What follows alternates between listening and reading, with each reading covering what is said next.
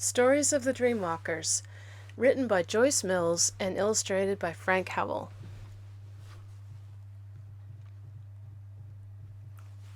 We begin by lighting sage to purify our hearts, and through the dancing movement of the smoke we weave story and vision to create a sacred ceremony. We call this ceremony Stories of the Dreamwalkers. Omatakawasan. To all my relations in heart and spirit.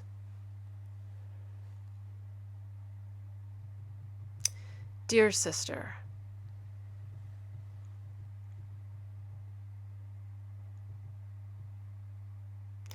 it was the time of sunset when ribbons of fiery colors danced their magic through the evening sky, while the woman sat high on a sacred cliff gazing out towards the ocean's horizon. The blue surf pounded its mystical symphony below.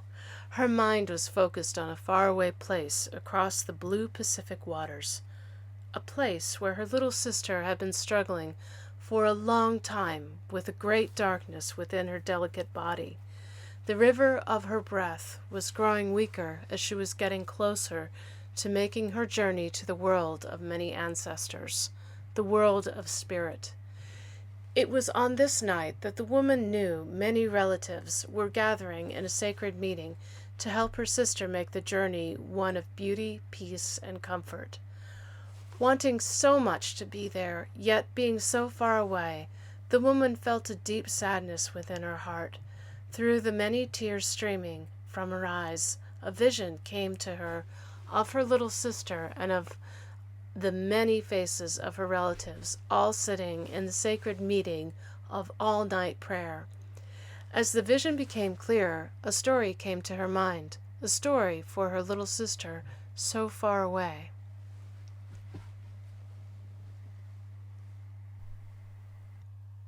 Please, Grandfather Wind, carry this story to my sister, she prayed. Carry this story so she will know I am with her. As if all of the grandfathers had heard her request, a great wind began to blow with a powerful force. Knowing her prayers had been answered, she took a breath and began. A long time ago, when the forests were full with the grandmother and grandfather trees, there was a little deer of great beauty. All of the creatures of this forest knew her as Little Flower because of her petal-soft features. Little Flower always had one curiosity. She wondered, how did the moon become white? She would ask her relatives of the forest, but all they would say was, "Someday when the time is right, you will know." Little Flower would walk away, still confused. She wanted to know the answer to her question. One day, as she was going about her daily business, Little Flower came upon a great white feather and knew that it belonged to her relative, White Eagle Mother. She thought to herself, if I keep this feather, perhaps I, too, will have some of the White Eagle Mother's power to see in many directions. Perhaps one day, I will find out about the moon. Little Flower tucked the feather away within the fur of her light brown coat and kept walking until the white moon was glowing brightly in the dark sky filled with many stars. Little Flower grew very tired and lay down to rest. Soon she fell deeply asleep, deeply into the time of dreaming. Soon Little Flower began to stir in her sleep. Her keen sense of smell awakened her to the familiar odor which she knew meant danger. Upon opening her sleep-filled brown eyes, she saw a great fire raging out of control. Her heart felt a big fear because she had no place to run. She felt helpless. She felt trapped. As Little Flower stood trying to figure out a way to escape, the large white feather she had found earlier that day fell out of her fur. Little Flower picked it up with her mouth and suddenly found herself being lifted higher and higher into the air until she was above the forest, above the fire. Little Flower was able to see the fire in a very different way. She was not trapped anymore. She was safe. As Little Flower flew higher and higher, something strange began to happen. She realized that the great white feather was not in her mouth anymore.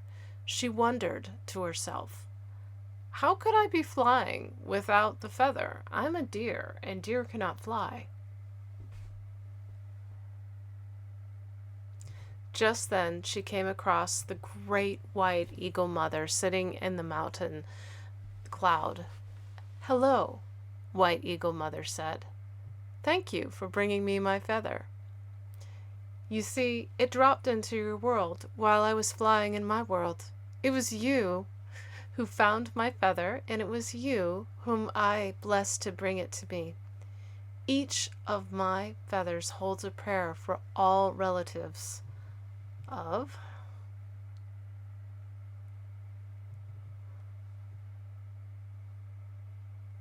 Earth. The prayer would have been lost forever, but it was you who found it. However, you in your deer form had no way of bringing it to me in my world, except through the great flight of changing forms. You had to cross the bridge from your world into mine, and I thank you. You are not just a deer anymore, but you too have become a great white eagle mother who will carry the prayers of all relatives within the feathers of your wings." And so, little flower, that is why the moon is white. It is because the presence of all the white eagle mothers and grandmothers show their faces in great sacred council when the sky is dark and filled with stars. And little flower, you are now one of the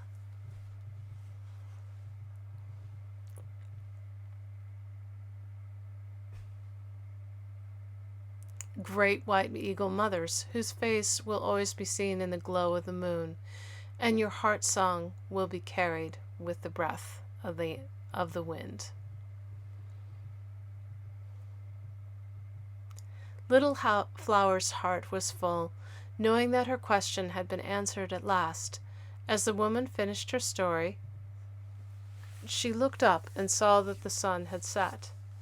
It was now the time of night, and through the mist of her warm tears she noticed the brightness of the cloud-brushed moon. As if a flame had been lit to brighten an inner room of darkness, a smile began to emerge on her face, bringing the gift of recognition of someone close.